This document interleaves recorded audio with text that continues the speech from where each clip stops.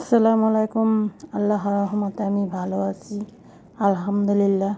আল্লাহ আপনাদেরকেও ভালো রাখুক। আমি আজকে ঘরে টুকিটাকি কাজ করব আর আপনাদের সাথে একটু শেয়ার করব। আমি এখন সোপাটি সুন্দর করে ঝেড়ে ফেলব। সকালে উঠে আমি আজকে সোপাটি ভালো করে ঝেড়ে ফেলব। সুন্দর করে সাজিয়ে রাখলে সব জিনিস ভালো লাগে, দেখতেও ভালো লাগে। আর সংসারের কাজ একটু একটু করে না করলে না সময়টা চলে যায়, পাওয়া যায় না। আমি সোপাটি সুন্দর করে ঝেড়ে ফেললাম। এখন আমি কাপড়টিও ভেজাবো। আমি আজকে কাপড়টি ধুবো, কাপড়টি আমি ভিজিয়ে রাখবো। এই ফাঁকে আমি কাপড়টি ভিজে ঘরটাও মুছে ফেলবো। একটা রুম আছে এখানে, পড়া রুমটা আগে পুছে ফেলবো। আমি সুন্দর করে পড়া রুমটা আমি এখানে পুছে দিব, মেয়েটা পড়বে। আর কাপড়টি ভিজিয়ে 1 ঘন্টার জন্য ভিজিয়ে রাখবো। 1 ঘন্টা ভিজিয়ে রাখলে না কাপড়টা ময়লাটা তাড়াতাড়ি সাফ হয়। আর দাগ থাকলে দাগটা চলে যায়।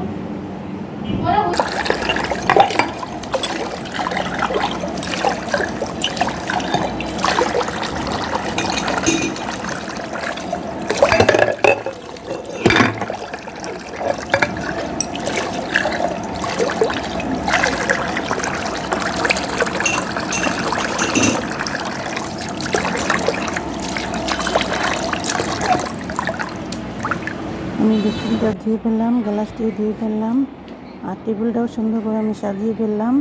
এই সেটটা আস্তে আস্তে আমি সুন্দর করে ফেলবো। আর আস্তে ধীরে কাম করে আমি রান্নাঘরে যাব। সবটি কাম সুন্দর করে গেলে না রান্নাটা ভালো হয় আর সুবিধা হয়। আমার ঘরের কাজটিও শেষ হয়ে গেল।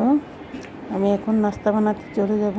নাস্তাটা বানাবো, সকালে নাস্তাটা বানিয়ে খাবো। আটাটা গুলে নিলাম আর একটা সবজি বানাবো।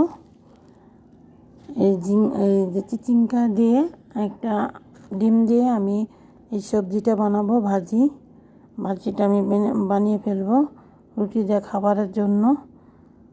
আর ডিম সিদ্ধ করে ফেলবো। এই ডিমটি আমরা সবাই একটি করে খাবো।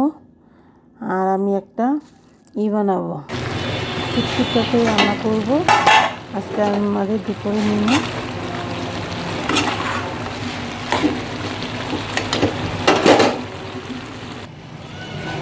ভাতটাও পুড়িয়ে দিলাম, ভাতটা রান্না করে ফেলবো। এখন আমি কাপড়টিও ভাঁজ করে ফেলবো। বিকাল হয়ে গেছে, বিকালে কাপড়টি এনে পরশুদিন ভাঁজ করছিলাম, আজকে কাপড়টি চুগায়নি। এই পরশুদিনকার কাপড় আমি ভাঁজ করে রেখে দিয়েছিলাম একটা ক্লিপ। কাপড়টিও ভাঁজ করে লগে কাপড়টি ভাঁজ করলে না দেখতেও সুন্দর দেখা যায়, অনেকটাই ভালো লাগে।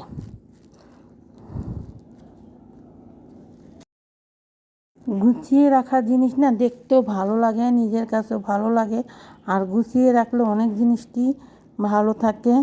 এখন এই কাপড় চোপড়টি ভাঁজ করে ফেলেছি, জায়গাটা কম দেখা যায়। আর এখন বৃষ্টির পানিতে না দেখেন কত মুকুল আসছে। কলিতে অনেক কলি হয়েছে, গাছে গাছে ফুল, থোকায় ফুল। এটা কি ফুল নাম জানি না, একদম অনেক ফুল হয়েছে। একবারে পুরা গাছটার ভিতরে একদম কোনো জায়গা বাকি নেই। আর পাতাটি একদম সবুজ হয়ে গেছে, খুব সুন্দর কলি আসছে দেখার মতন।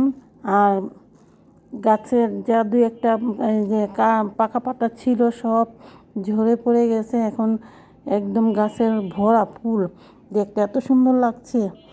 আমি এখন থেরাপি দিতে যাব।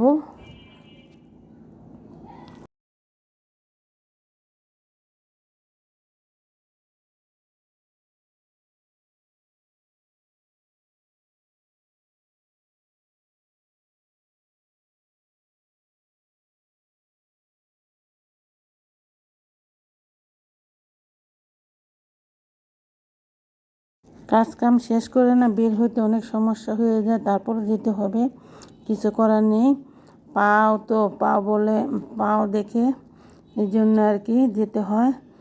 আর পায়ের থেরাপিটা দিতেই হবে আমার। এখন আল্লাহর রহমতে অনেকটাই ব্যথা কমে গেছে, আলহামদুলিল্লাহ।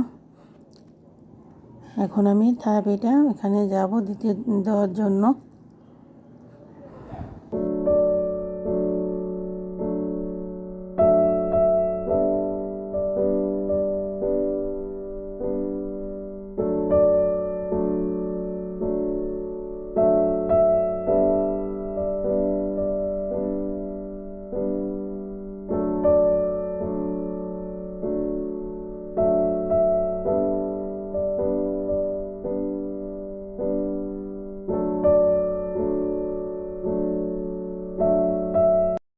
রোগ নিয়ে বসে থাকলে নিজের ক্ষতি, যাই হবে ডাক্তারখানা যেয়ে পরামর্শ করা ভালো। আমাদের পরামর্শ করলে রোগটাও ভালো হয়, অল্পতে রোগটা সেরে যায়, আর জিনিসটা ক্ষতি হয় না। আমরা অনেকেই আচ্ছা আজকে না কালকে যাব, ডাক্তার দেখাবো, এতে অনেক দেরি হয়ে যায়, নিজেরও ক্ষতি হয়ে যায়। তার জন্য যার যত রোগ হলে তাড়াতাড়ি ডাক্তারের পরামর্শ করা আমাদের জন্য অনেকটাই উচিত।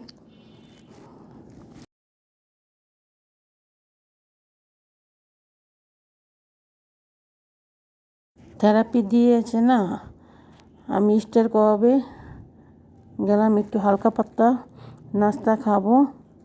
এখানে থেরাপি দিয়ে একটু লেগে গেছে, খিদা লেগে গেছে, তার জন্য আমি হালকা পাতলা একটু নাস্তা করব। স্টার কবে যাব।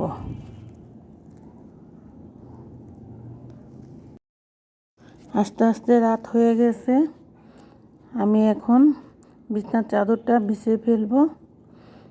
বিছনার চাদরটা আমি এখন আজকে উঠাইছিলাম, বিছনার চাদর এখন সুন্দর করে আমি বিছাবো। আমার বিছনার চাদর টান টান না হলে না ভালো লাগে না, আর দেখতেও সুন্দর লাগে না। আমি যতটুকু করব গুছিয়ে করব, আর সুন্দরটারে অনেক আমি প্রাধান্য দিই, আমার কাছে ভালো লাগে। অল্প হোক, সুন্দর জিনিস দেখতেও সুন্দর। নিজের জিনিস অল্প ভালো হোক খারাপ হোক, তারপরও নিজের জিনিসের মতন কোনো কিছুই তুলনা নেই। আর যত কিছু হোক নিজেরটা নিজেরই। কষ্ট করা জিনিসের মূল্যই অন্যরকম থাকে, আর কষ্ট করা জিনিস সব জিনিসই ভালো হয়। কষ্ট করে সব জিনিস উপার্জন করুন ভালো। আসসালামু আলাইকুম, আল্লাহ হাফেজ, পাশে থাকবেন।